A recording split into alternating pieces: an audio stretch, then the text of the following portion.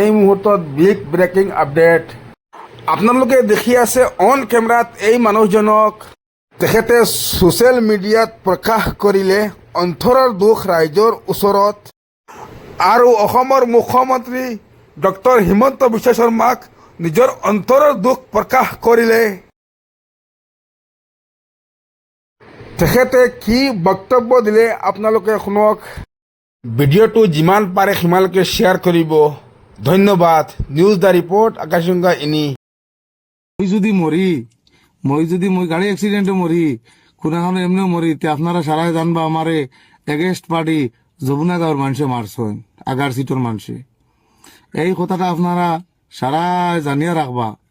তারা অতখান আমার উপরে পদক্ষেপ লইতরা আমি শুনছি আমার গাড়ি দি ধাক্কা মারি পর্যন্ত মারার পদক্ষেপ লইরা। আমি যদি কংগ্রেস দল আজকে যাই গিয়ে আজ যদি কংগ্রেসও সাপোর্ট করিলাই তে আমার লগে কোনো দুশ্মনী নাই, আমার লগে তারার কোনো দুশ্মনী নাই, আমার লগে তারার দুস্থি হয়ে যাইব। আমি এই কংগ্রেসও না যাবার কারণে আমার অতটুক অত্যাচার অতটুক আমার উপরে তারা জিও করডা। সাধারণ এক মানুষ ভাই, আজ সাধারণ মানুষ হওয়ার কারণে আজ তারা আমারে বহুত ধরনের হারাশাস্তি দিতরা, মোর নামে নিউজ বাজাইতরা, মোর নামে বহুত তা করডা। কিন্তু ভাই আমার এক দোষ, আমি বিজেপি দলে সাপোর্ট করছিলাম।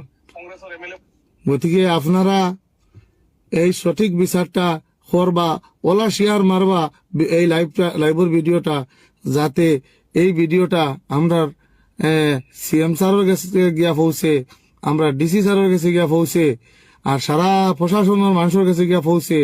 এই ভিডিওটা আপনার কাছে একটা রিকোয়েস্ট আমার, আমি জীবনে কইছি না কোনো ভিডিও শেয়ার মারবার লাগি, কোনো ভিডিওত লাইক করবার লাগি, কোনো ভিডিওত কমেন্ট করার লাগে, আমি জীবনে কইছি না।